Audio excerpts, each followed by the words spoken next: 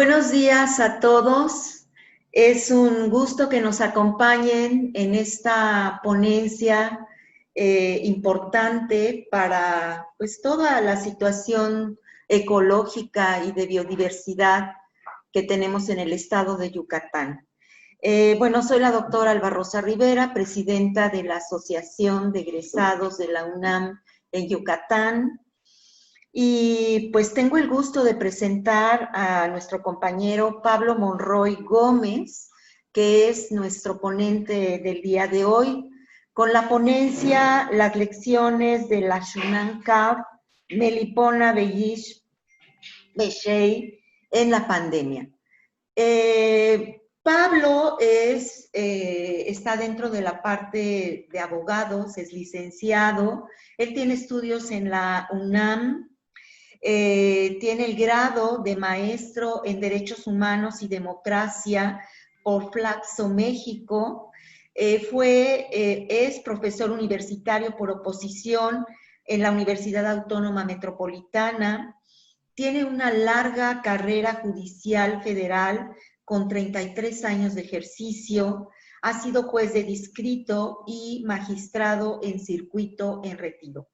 El contexto del que vamos a hablar hoy tiene una importancia fundamental porque conlleva toda la parte de biodiversidad en Yucatán. Estamos hablando de una abeja que no tiene aguijón, que es endémica de Yucatán. Ahorita Pablo, por supuesto, nos va a ilustrar más sobre todo este tema maravilloso, pero me da mucho gusto presentarlo y por supuesto me da mucho gusto verlos a ustedes por este medio. Yo te pido, Pablo, que tomes la palabra y empecemos a las 11:02 esta ponencia.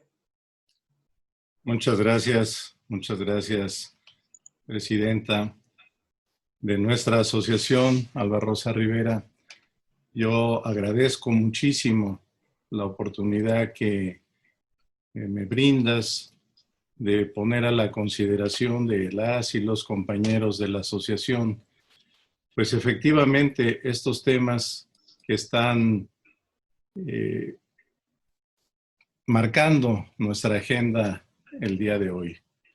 Estamos en medio de una pandemia en donde, pues además de poder teorizar sobre ella, conceptualizar algunos aspectos, más que nada tendríamos que ver cómo la estamos viviendo en el ámbito íntimo, en el ámbito personal, en el ámbito familiar, en el ámbito social, laboral y desde luego nacional y mundial, porque la verdad es que es un fenómeno que, si bien no es nuevo, hemos tenido epidemias con altos índices de mortandad a lo largo de la historia de la humanidad, pero esta ha cobrado una dimensión enorme y los retos que deja son muchos.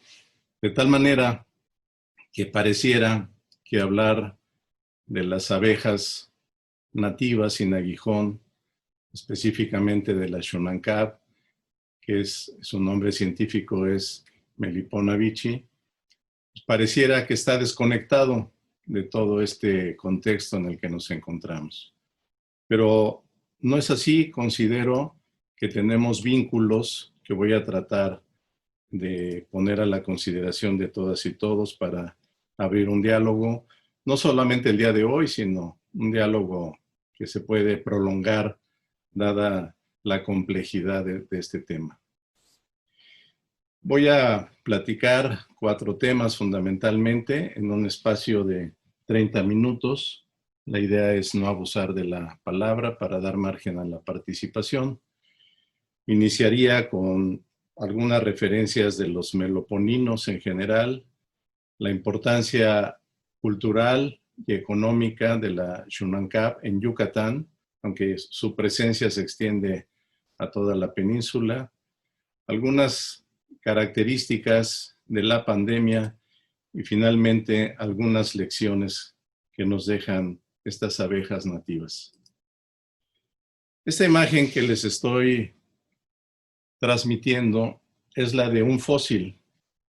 Es un fósil que se calcula, hay discrepancia en cuanto a su antigüedad, pero la coincidencia es que tiene alrededor de 65 millones de años. Y los especialistas la han identificado como de la especie Trigona.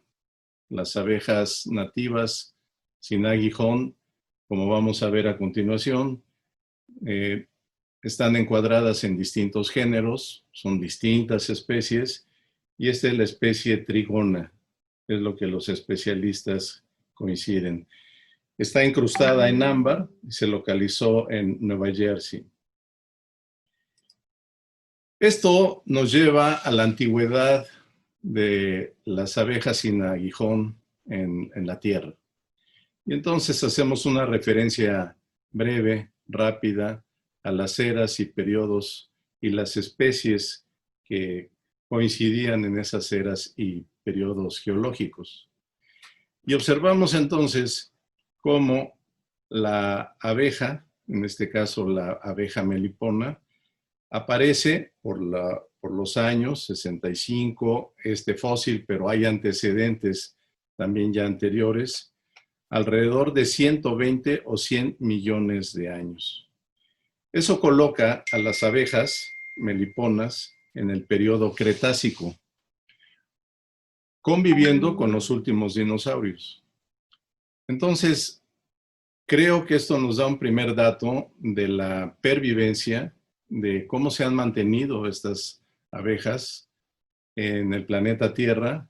No obstante, si nos hacemos eco de una de las teorías de la extinción de los dinosaurios, del impacto del meteorito, cómo lograron sobrevivir estas abejas a ese cataclismo geológico. En este cuadro me interesa poner a la consideración el último periodo al que estamos viviendo, que ha sido calificado como antropoceno por varios geólogos. No es un término que esté aceptado de manera universal, pero lo pongo porque más adelante voy a hacer una referencia a esta situación. Este es un esquema de la filogenia de los Meliponini, con base en una investigación con ADN que llevaron a cabo Rasmussen y Cameron en el 2010. Y ahí vemos a grandes rasgos cómo estas especies se localizan en el continente africano, en el asiático y en el americano. Normalmente ocupan la franja tropical de estos continentes. Es una de las características que le da identidad a las abejas meliponas. Se calcula que hay 20,000 especies de abejas en el mundo, 500 especies de meloponinos, 400 de ellas en el continente americano. En Sudamérica, más específicamente, 300 especies. Y en Yucatán, el territorio que nos da cobijo a muchos de nosotros que no somos originarios y que nos ha dado la bienvenida, se localizan 17 especies. Aquí tenemos una imagen de cómo se va ubicando la especie en el reino Animalia, la clase Insecta, el orden de los seminépteros, la familia Apidae, la subfamilia Apinae, y aquí encontramos a un primo de las meliponas, primo hermano, que es la tribu de los Apini, es la abeja mielífera, la abeja Apis. También tenemos a la tribu Meliponini, ya más específicamente, y de la tribu se desprende el género Melipona y particularmente la Melipona bichi. Este sería entonces el encuadre de nuestra especie Shunankab, Melipona bichi. ¿Cuál es la diferencia, aparte de que lo que distingue al Apis mellifera de la melipona?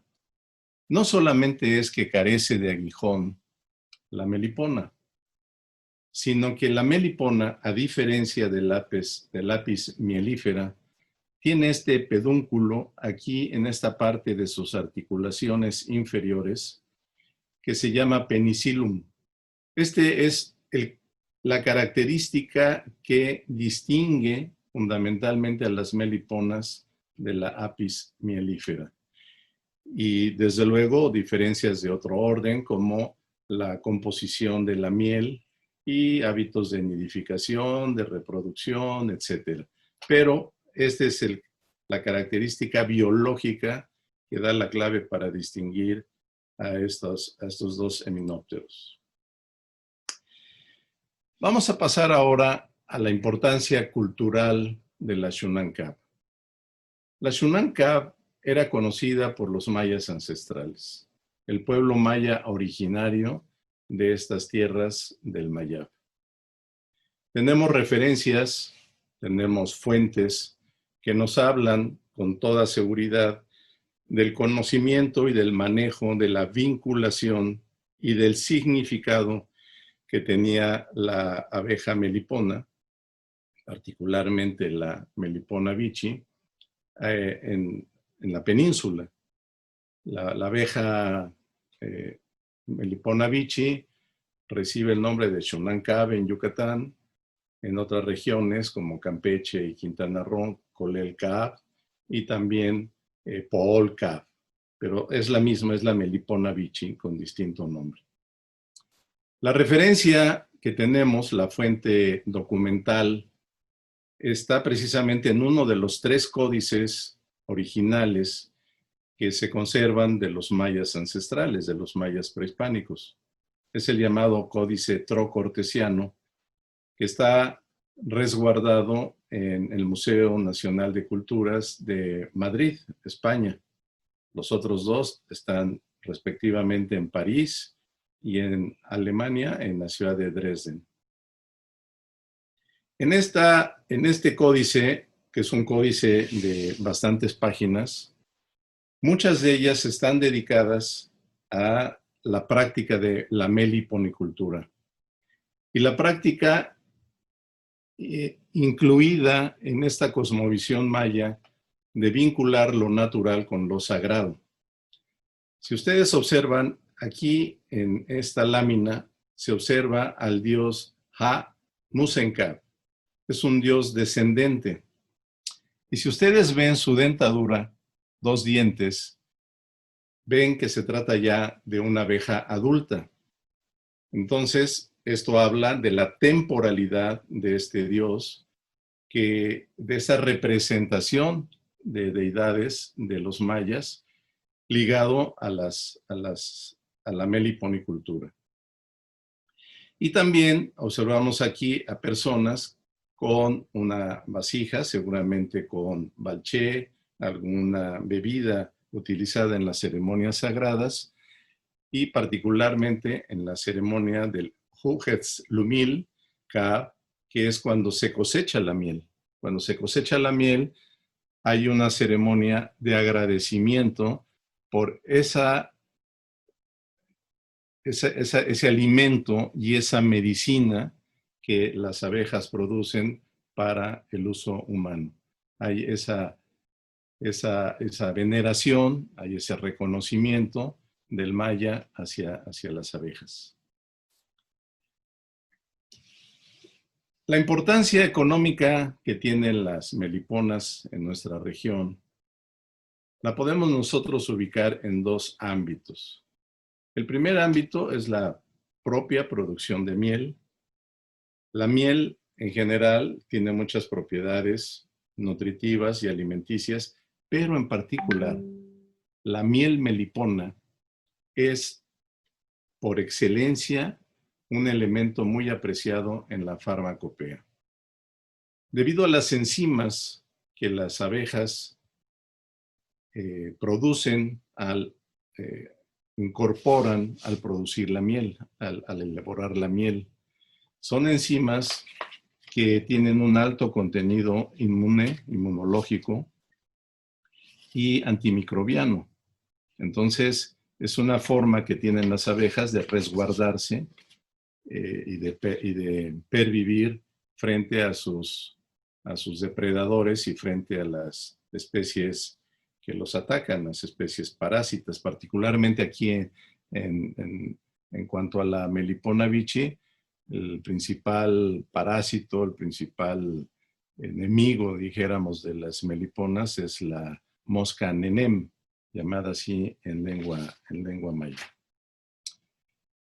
Aquí vemos en esta imagen la corvícula que tienen las abejas para colectar polen. Y esta es una de las funciones primordiales, es una de las importantes aportaciones que le da la abeja al ecosistema y al ser humano en general. Se calcula que de 453 cultivos destinados a la alimentación, 237 requieren polinización con abejas.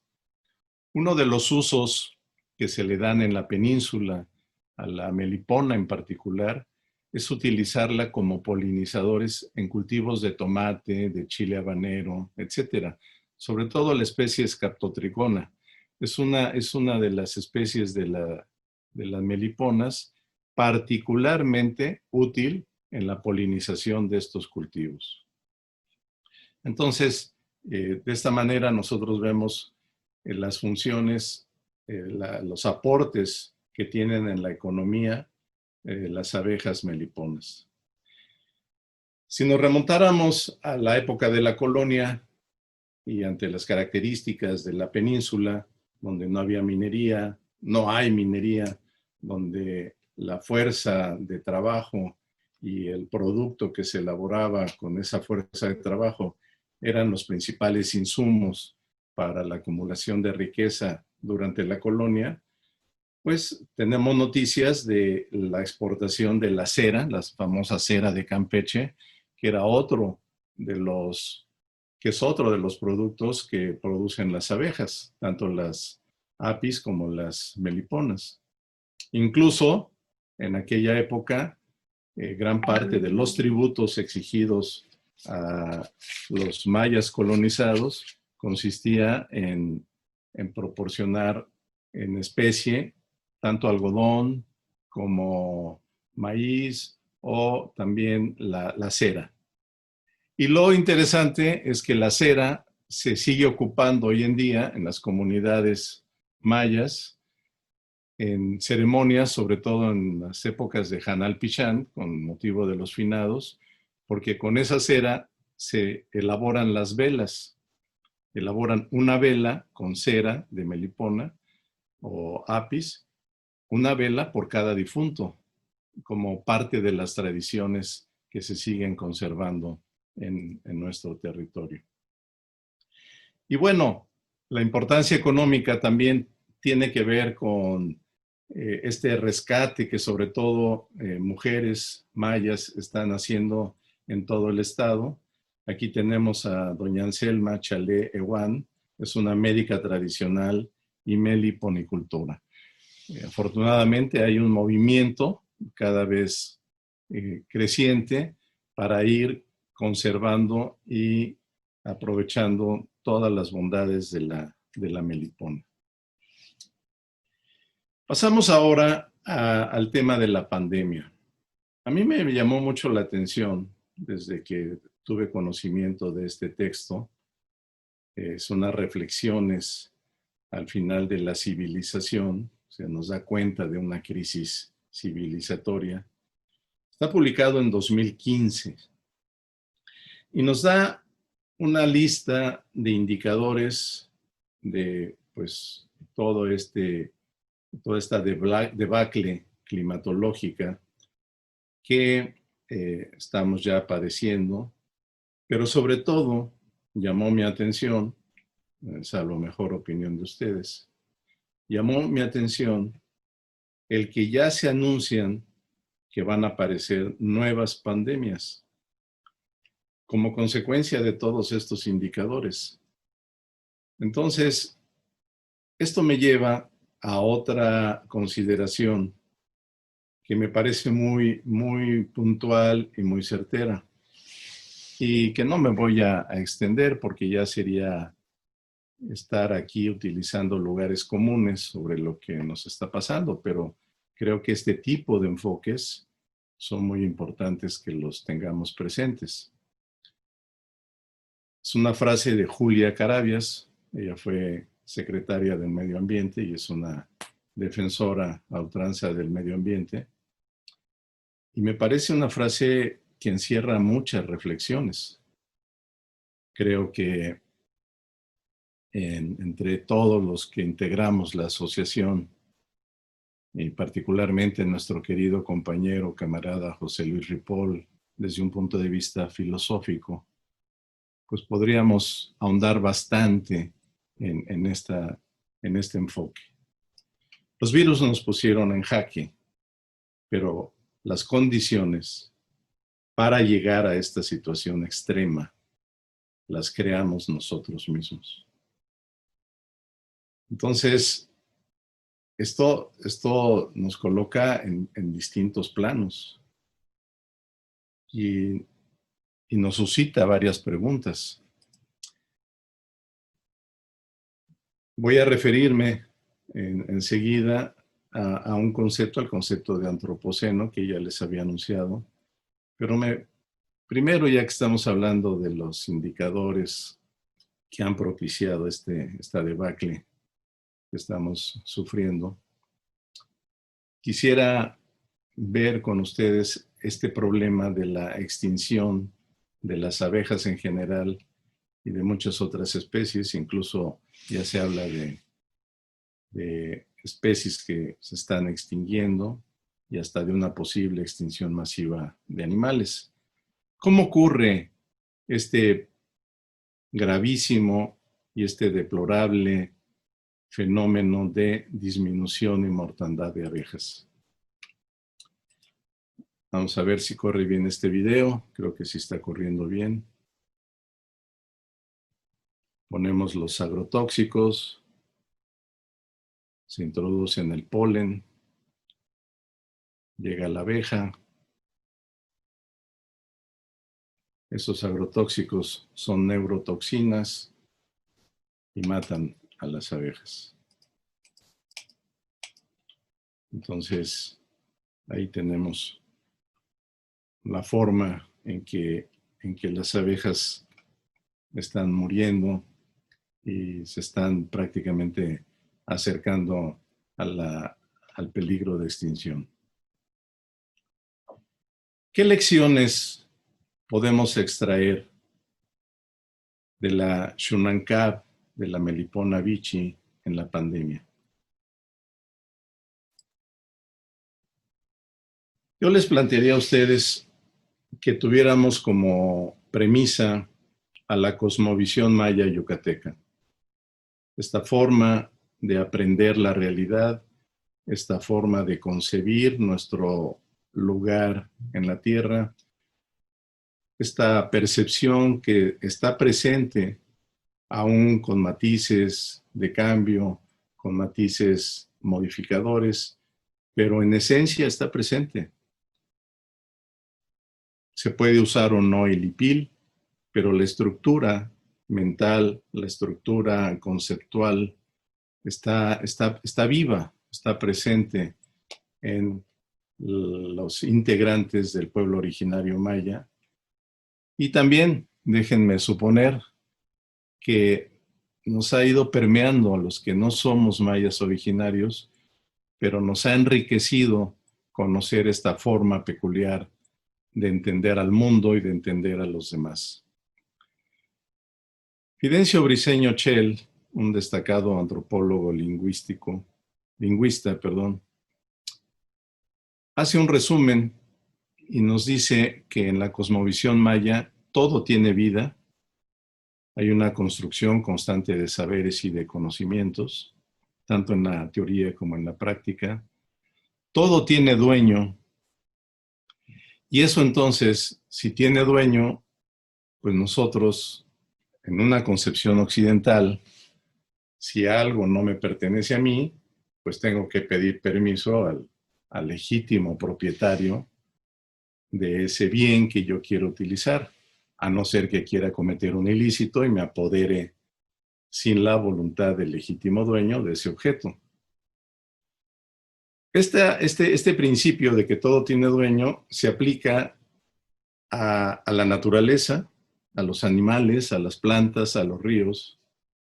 Y entonces, esto va configurando una ética relacional muy interesante y muy efectiva para el mantenimiento del equilibrio entre especies en un mismo nicho de ecosistema, en una misma región o en un mismo planeta. Nos decía Fidencio, esto explica que si yo tengo en el traspatio aves, cerdos, yo puedo reclamarme como legítimo dueño de esas aves y cerdos. Y si los voy a utilizar en mi mantenimiento, en mi subsistencia, pues les pediré permiso para privarlos de la vida, pediré permiso para cortar un árbol que yo tengo en mi predio, pediré permiso y lo resembraré para mantener el equilibrio. Pero si hay un venado en el monte, ese sí ya no es propiedad mía, tiene su dueño, que no soy yo. Entonces, yo tendría que pedirle permiso a ese dueño para poder cazar al venado. Y por otro lado, no voy a cazar indiscriminadamente. No voy a cazar, si yo alcanzo a distinguir que el individuo es una hembra que está preñada, no voy a cazarla para no malograr su cría. Y mucho menos voy a cazarla para tener la cabeza del venado allí en la sala de la casa. La voy a cazar con sustentabilidad, ¿no? Entonces, esto nos habla de la forma en que de esa cosmovisión maya hay una relación cotidiana, hay una relación viva con otras personas que no sean los humanos, con animales, incluso con ríos, con montes, etcétera. Lo cual incluso a veces es objeto de burla de una persona que solamente tiene una mirada occidental y que dice, bueno, ¿cómo que el río va a tener vida? ¿Cómo que el río tiene su dignidad? ¿Cómo que el río tiene sus derechos? No es posible. El río está para el servicio del ser humano. Esta idea, esta cosmovisión, es la que se tiene que poner sobre la mesa del debate por lo que vamos a ver a continuación. De esta premisa de la cosmovisión maya y de la Melipona Bichi, obtenemos una primera lección que me parece fundamental. El principio de reciprocidad. El principio de reciprocidad entre el intercambio o a partir del intercambio biológico sustentable.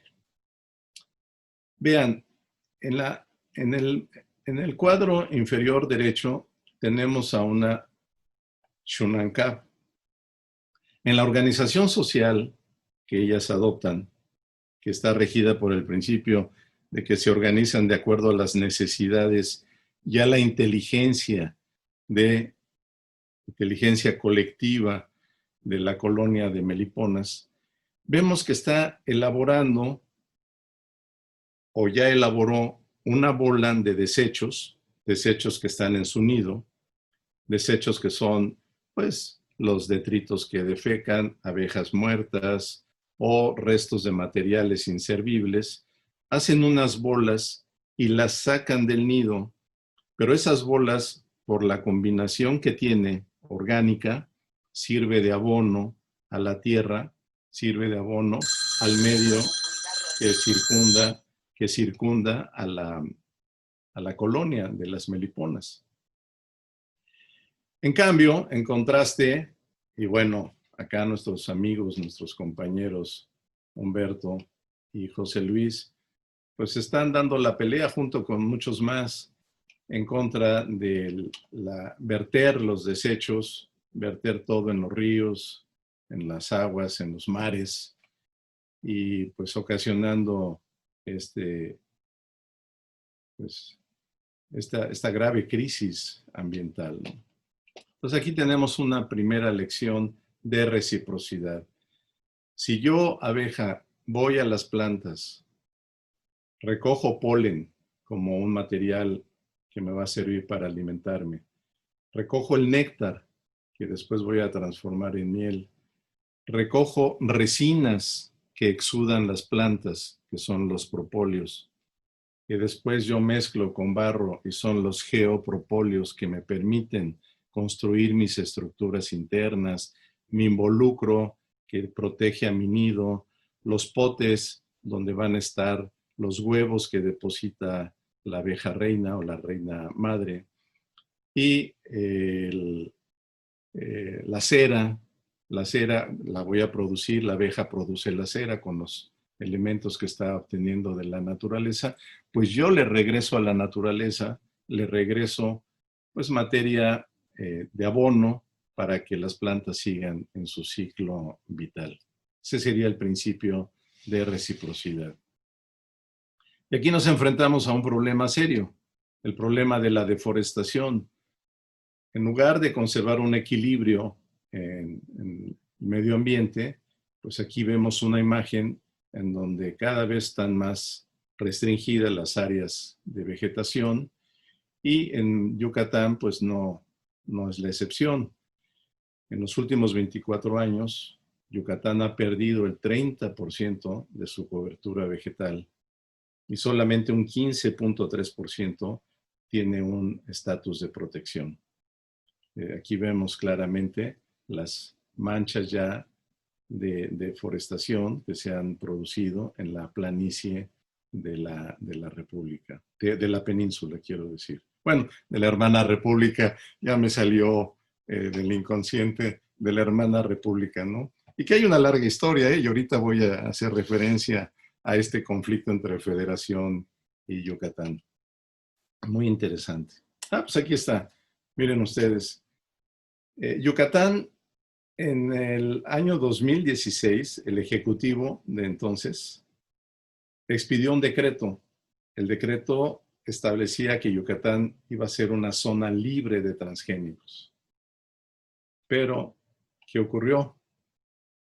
Que la Federación interpuso una controversia constitucional, alegando que esa no era una facultad del Estado de Yucatán o de los estados en general, sino que era una facultad de la Federación.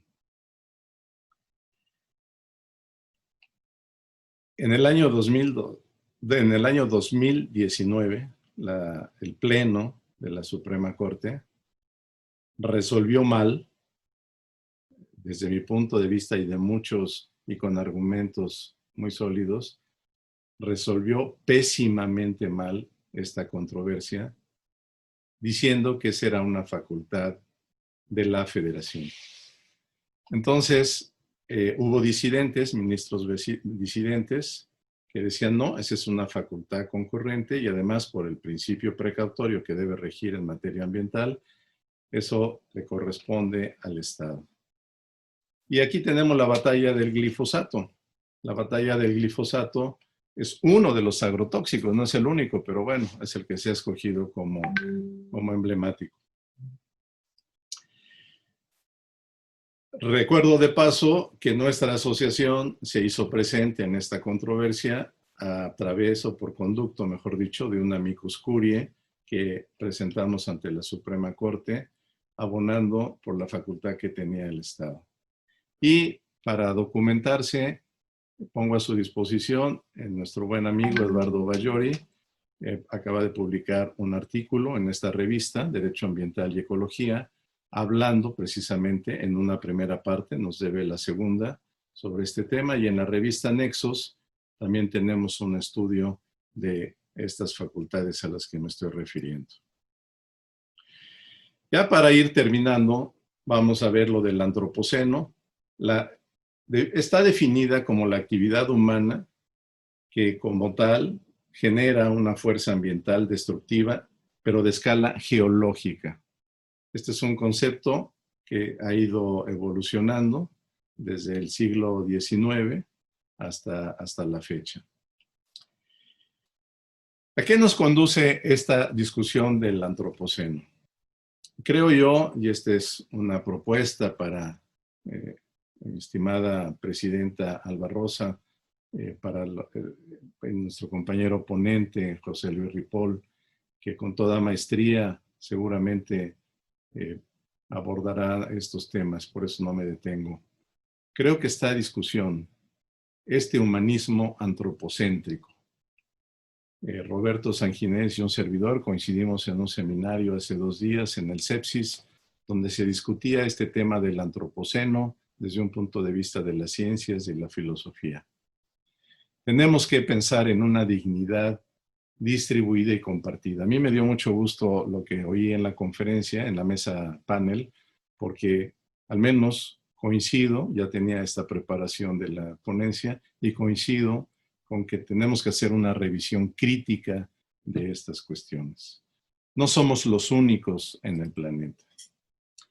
Y aquí me quiero referir a otra lección, la segunda de la Shunan Cap. Esta es una imagen que a mí me emociona, es el mundo fascinante de las Melipona bichi. Es una abeja guardiana, está en el orificio, en la entrada del nido, y está pendiente de las acechanzas del exterior.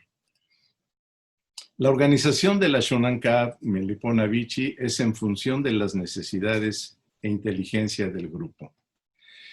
Los pioneros, los padres de la etología, el estudio de la conducta animal, en 1973 recibieron el premio Nobel por sus estudios, Carl von Frisch, Konrad Lorenz y Nicholas Tinbergen. Lorenz es autor de un libro, Consideraciones sobre la conducta animal y humana. Eso nos lleva al tema de la inteligencia animal. En 4 minutos termino. La inteligencia animal la ha trabajado mucho este autor austriaco, Franz de Waal. Tiene varios libros. Este me parece extraordinario. Nos pregunta, nos cuestiona si somos lo suficientemente inteligentes para entender la inteligencia animal. Pues para entenderla, empezando por reconocerla. Y pues es una provocación para pues no sentirnos los reyes de la creación. Este es un ejemplo de la inteligencia colectiva de las abejas en general, incluso hormigas, insectos en general, no solamente, camellos también, en fin, muchos animales que en grupo toman decisiones. Y entonces nos hacen aportes que pueden ser muy interesantes. Este autor, pues fallecido hace unos 12 años, Martin Lindauer, fue alumno de Carl von Frisch. Frisch le dirigió la tesis doctoral. Y él estuvo haciendo investigaciones, sobre todo en Brasil, con Barvik Kerr, sobre la forma en que se comunican las abejas, los meloponinos. Es fascinante que ellos, su lenguaje de comunicación es con una danza del vientre. Tienen una danza del vientre y aleteos que transmiten códigos, señales al resto de la colonia. Cuando, y esto es lo interesante, cuando la enjambrazón, porque la enjambrazón es la forma natural que tienen las colonias, esta es una especie trigona, tiene sus nidos exteriores expuestos, a diferencia de la Melipona bichi que usa más bien cavidades en árboles, los jobones, etc. Pero aquí vemos cómo la colonia madre forma una nueva colonia y cuando esta nueva colonia ya está fuerte, necesita un nuevo sitio para ubicarse. ¿Cómo es que ubican ese sitio? ¿Cómo es que entre las distintas posibilidades de hacerlo, escogen el mejor sitio para el desarrollo de la nueva colonia? Eso es fascinante y eso lo han estudiado. Y eso nos lleva a la toma de decisiones colectivas. Mientras nosotros, humanos, resolvemos el dilema de cómo traducimos a una sola varias preferencias, mediante procedimientos de votación, mayoría simple, mayoría calificada, incluso al azar por la insaculación, las abejas utilizan la inteligencia colectiva, que es un producto del desacuerdo, de la competición y no del consenso, y menos de la componenda entre grupos que disienten. Sí disienten algunos. En esa organización social, las meliponas, algunas son exploradoras que van a determinar nuevos sitios, pero cómo luego la colonia como colectivo decide que ese es el mejor sitio. Y entonces viene todo un proceso de interacción entre ellos. Esto nos lleva al tema de la cognición y de la inteligencia. Si la cognición es la transformación de la información en conocimiento y la aplicación flexible del mismo, la inteligencia es la capacidad de aplicar ese conocimiento con éxito. Y la diferencia entre una inteligencia individual y una inteligencia colectiva. La inteligencia colectiva tiene muchas bondades. Está repartida en varias inteligencias, en varias personas. Cada uno de los integrantes tiene capacidades e inteligencias distintas que pone en colectivo, que pone en común, y entonces hay un enriquecimiento mutuo de las personas. Claro, para que una inteligencia colectiva prospere, se necesita que aceptemos la diversidad, que tengamos un espíritu de entendimiento, una regla de la discusión. Robert Alexi lo dice claramente. Una regla de la discusión es primero entender qué es lo que dice la otra parte con la que no estoy de acuerdo.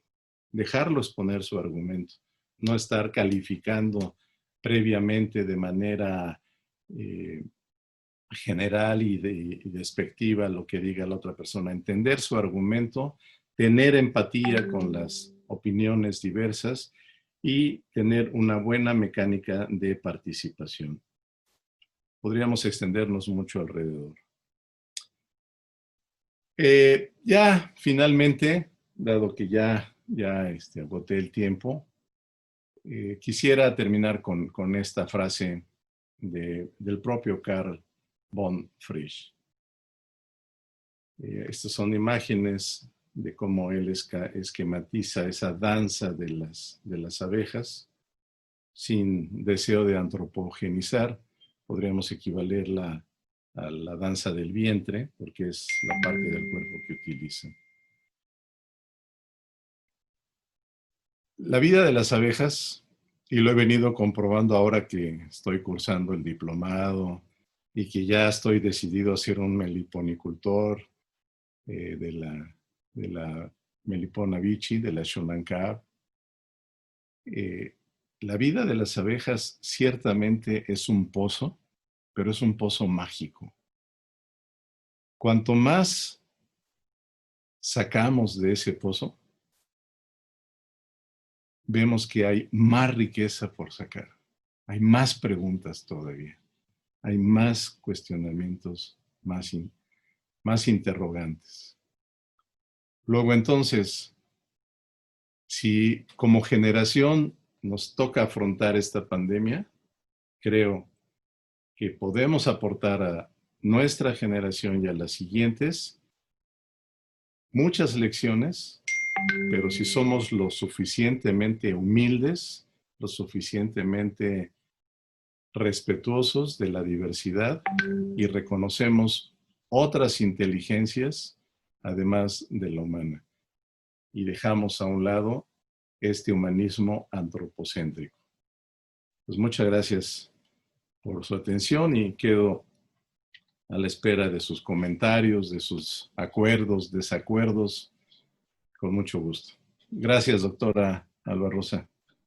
Es un gusto, Pablo. Te felicito por habernos llevado a este recorrido histórico desde el planteamiento del antropoceno hasta la reflexión del importante papel de las abejas en toda la biodiversidad que tiene el planeta. Y por supuesto, el peligro que tenemos ahora con todo el acecho, todo lo que estamos haciendo en el campo, estamos comiendo de eso y las implicaciones que por supuesto van a tener ya esto de forma inmediata, ¿no? Esta relación que tú haces con la pandemia, con estos peligros, que si bien también se habla de que la pandemia fue también un virus genéticamente modificado y hablan de todo esto que no está plenamente comprobado, pero que podemos inducir que la situación ha ido en ese sentido, porque los transgénicos son parte de eso, porque el glifosato es parte de eso, porque toda la alteración natural nos está llevando a pensar que, por supuesto, nos estamos enfrentando a, por lo menos, a cambios fundamentales y trascendentales que van a llevar también al planeta mismo y a la humanidad, a nosotros, a pues plantearnos cuál es realmente nuestro papel en este planeta, ¿no? Y ahorita que hablabas de, tenemos la inteligencia para entender a los animales, es una maravillosa reflexión y qué bueno que la haces, Pablo, porque nos damos cuenta de la superioridad que muchas veces tienen los animales en el contexto de su propia convivencia colaborativa, que no la alcanza el ser humano en muchos aspectos. Entonces, bueno, qué bueno que hablas de esto y pues yo creo que vamos a las preguntas de nuestros ponentes, de nuestros escuchas, para que tú puedas también dar respuesta a estas inquietudes que hay. No sé si alguien quiere tomar la palabra y con mucho gusto les doy la palabra.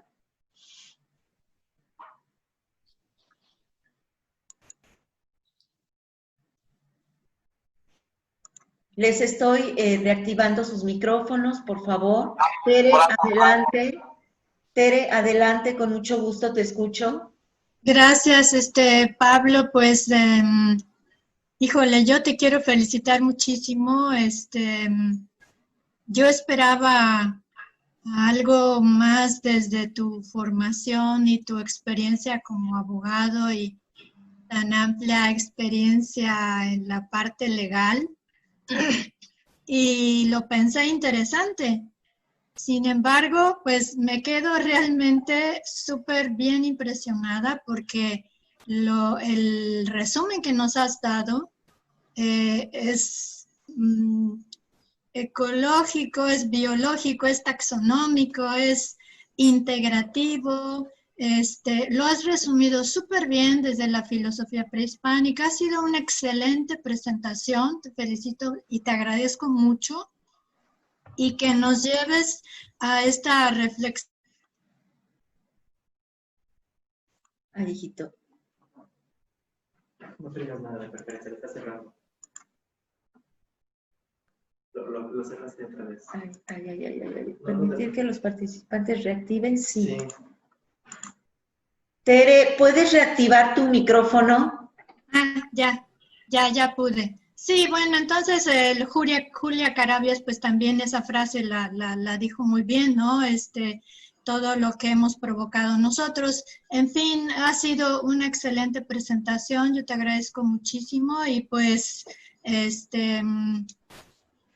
más que nada eso, mi felicitación y mi agradecimiento y bueno, en todo caso, pues conectar un poco más con tu experiencia profesional en el sentido de qué se puede hacer para poner más, cerrar más tuercas hacia lo legal sin pisar los derechos humanos de tanta gente que podría protestar, por ejemplo, por los glifosatos.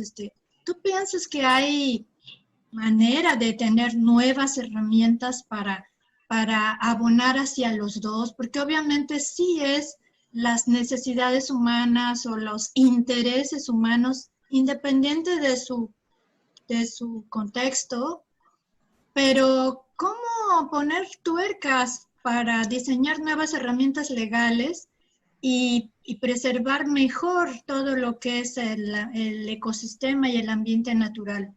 precisamente para evitar todos estos problemas que estamos teniendo hoy. Adelante, Pablo. Sí, muchas gracias, Tere, muy gentil, eres muy generosa. Pues este tema de las herramientas legales me parece central. Hay cierta querencia a mis tablas como abogado, traté de poner en la exposición el tema de la controversia con aquel decreto que declaraba a Yucatán como zona libre de transgénicos.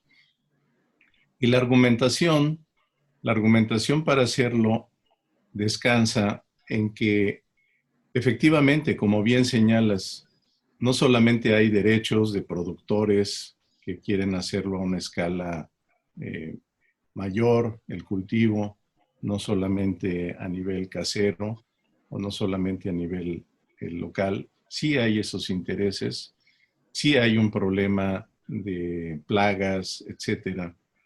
Pero al mismo tiempo hay formas de combatir estas especies nocivas para el cultivo, incluso para el cultivo a gran escala, que son de origen biológico, que no atentan con el ecosistema. El problema del glifosato y todos sus hermanos y primos agrotóxicos es que arrasan con todo con tal de mantener a la planta, a la soya transgénica o al maíz transgénico. Hay evidencias, ya no es una cuestión ideológica en donde pues uno toma partido por una forma o por otra. No, ya hay evidencias de qué pasa en un paisaje natural que ha sido bañado, que ha sido fumigado con avionetas, con el glifosato, con agrotóxicos de esa calaña, ¿no? Y el daño que le causa al ser humano.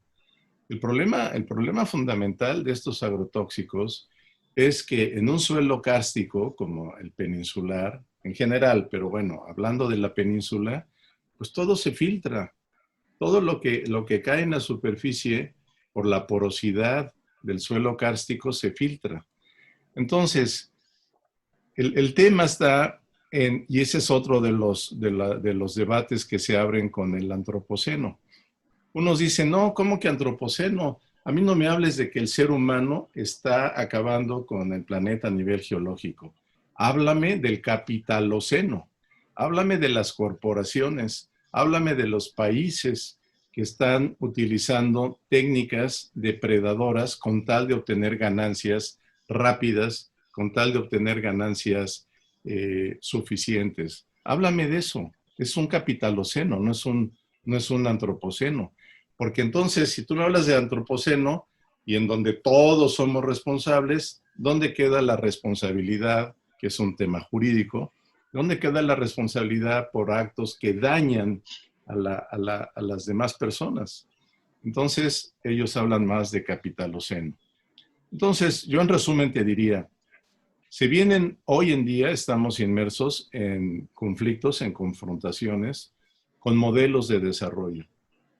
Y lo que nosotros creemos, o al menos yo me afilio, es a un modelo de desarrollo sustentable y sostenible, a un modelo de desarrollo que reconozca saberes ancestrales de combate de plagas.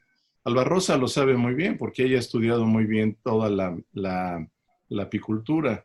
Hay barreras biológicas, por ejemplo el ajo, el orégano, que sirven para controlar los parásitos, la berroa del Apis mellifera, y así por el estilo podríamos hablar de otras barreras biológicas. El problema es que eso puede ser costoso, disminuye las ganancias, y entonces el problema no es si se puede o no se puede. El problema es, ¿se tiene la voluntad de hacerlo o no se tiene la voluntad de hacerlo? Ahorita está en disputa, y con esto termino, Tere, ahorita está en disputa en el seno del gobierno de la Cuarta Transformación, y que fue lo que orilló la renuncia de Víctor Toledo, está en disputa el decreto para ver en qué periodo se va a prohibir el uso de los agrotóxicos. Imagínate, se está hablando de que sea en un periodo de 4 años. En 4 años vamos a tener un daño irreversible, sumado al que ya tenemos. Entonces, ese es el tema. ¿Hay voluntad o no hay voluntad? De que se puede, se puede. Y aquí hay muchos compañeros biólogos, muchos compañeros incluso con distinciones de premios nacionales, que nos pueden ilustrar de cómo llevar a cabo una agricultura que satisfaga las necesidades de alimentación sin alterar al ecosistema. Muchas gracias, Pablo. Y yo creo que una reflexión aquí es como consumidores, ¿qué estamos haciendo? Porque los procesos de producción agrícola responden a una demanda. Tenemos que cambiar nuestros patrones de consumo, porque mientras eso no venga también de una conciencia ciudadana, pues los grandes industriales van a estar respondiendo a la demanda y también el mercado mundial. Si nosotros hacemos cambios, digamos, en el consumo de carnes, en el consumo de productos que sabemos que se utilizaron agroquímicos, entonces, bueno, podemos cambiar desde nuestra trinchera los conceptos de producción. Pero esto no se hace, se consume mucha cochinita los domingos, se consume mucha carne todavía, y esto también está impactando directamente todo el entorno agrícola. Entonces, hacer una conciencia de qué comemos, qué hacemos, qué queremos, cómo queremos vivir, es algo no fácil, Pablo. Ya por parte del gobierno se dijo que comemos muchas chatarras, azúcares, demás, y las empresas se pararon todas de mal, yo creo que de mal gusto, ¿no? Claro, porque se les está pisando un avispero ahí productivo. Entonces, pero yo creo que los consumidores, tú tienes la decisión de comprar una coca o no comprarla. Tienes la decisión de comerte una torta de carne o una torta de aguacate. Tú tienes la decisión como... Y también el aguacate también le están metiendo agroquímicos allá, terrible. Entonces, es una situación difícil. No sé si alguien más quiere preguntar. Ya estamos terminando. Buenos días. Sí, Hola, adelante. Buenos días. Roberto. Pablo, primero muchas felicidades, pero hay otro aspecto que hay que considerar. O sea, los agroquímicos, no solamente herbicidas, sino insecticidas y otros, están afectando la entomofauna, tanto la benéfica como la perjudicial. Pero a su vez, se crea toda una cadena en la cual estamos afectando a los posibles predadores de la entomofauna perjudicial, que son murciélagos, aves y otro tipo de animales. Entonces estamos afectando toda una cadena biológica dentro de los ecosistemas, además de la contaminación de suelos, fuentes de agua y desertificación que estamos provocando. Yo siempre he considerado que el sistema MILPA es un sistema altamente sustentable, en donde, si bien es cierto, existe la rosa tumba quema, se permite el tiempo de regeneración de ese monte que se tumbó, que cada vez ha sido más corto porque ha disminuido la superficie de terreno de los agricultores. Y entonces, en lugar de ser 25 años, se reduce a 6 o 10 años. ¿Qué opinas de esto? No, pues coincido completamente, Roberto, coincido completamente. Ese es precisamente lo indiscriminado de estos productos que arrasan con todo ser viviente, con tal de preservar el monocultivo. Entonces, coincido y es a lo que me traté de referirme, pero tú lo haces de una manera más puntual y más clara. traté de referirme con el que sí hay barreras biológicas que debemos preservar. Y de paso, ¿no? Ahora el pobre murciélago tiene la carga de que es el agente del coronavirus, bueno, de los virus estos.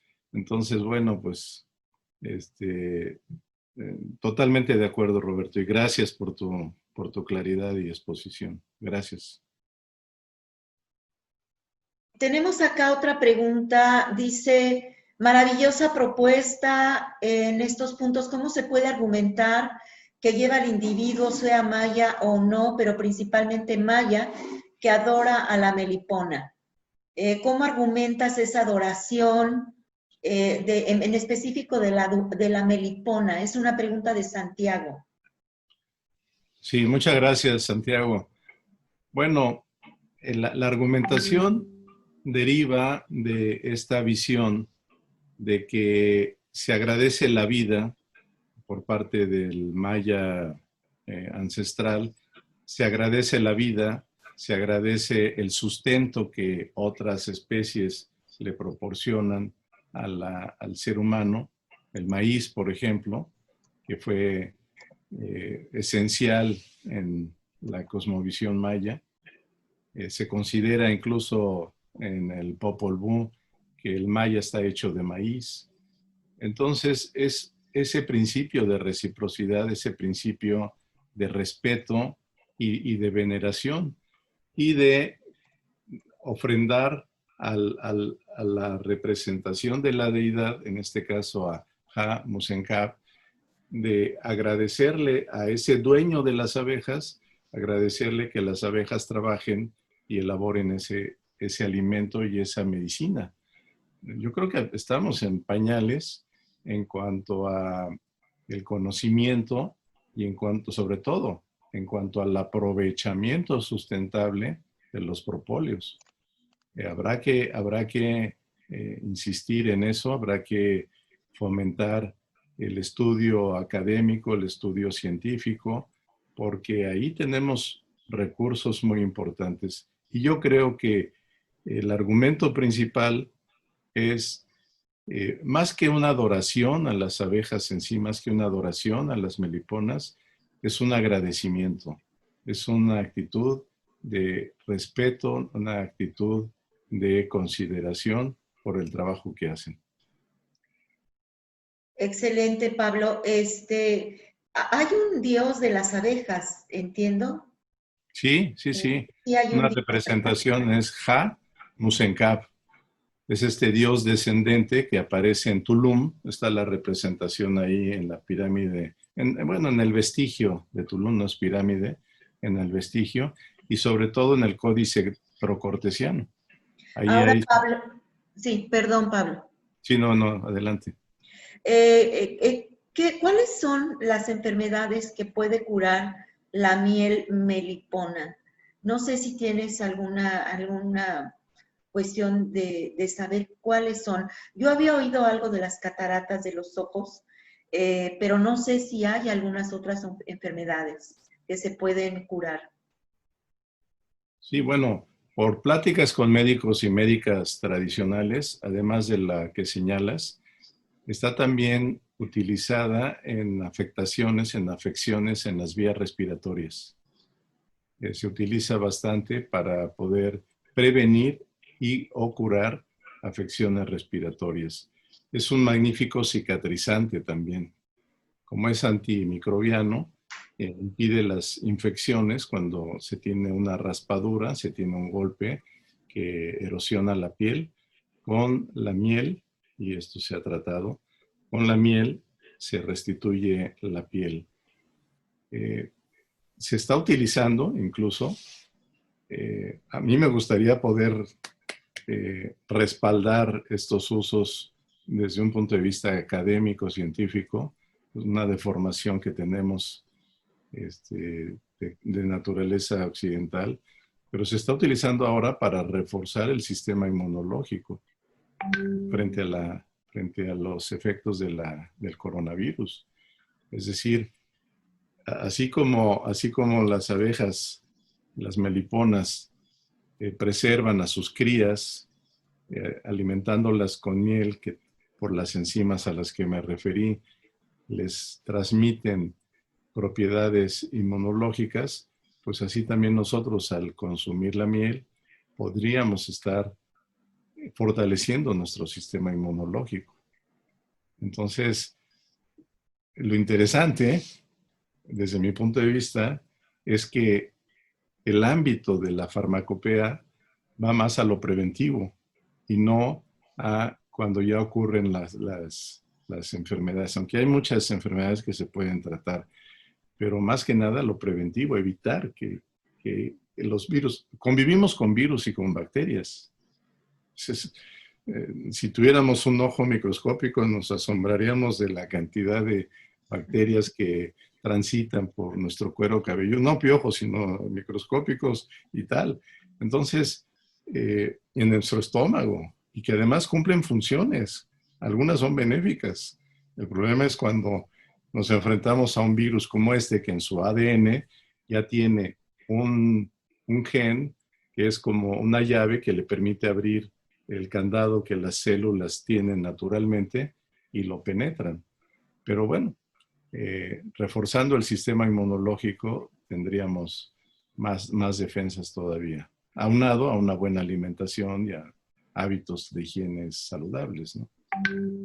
Cómo no, Pablo, te felicito por esta conferencia magistral y si no hay más, pues cerramos. Les agradecemos a todos ustedes que hayan estado pendiente de esta conferencia, de esta ponencia y los estamos invitando próximamente para la ponencia de José Luis Ripoll, que por supuesto les estaremos avisando vía Facebook y vía WhatsApp. Pues sin más, me despido de ustedes y que tengan muy buen día. Hasta luego.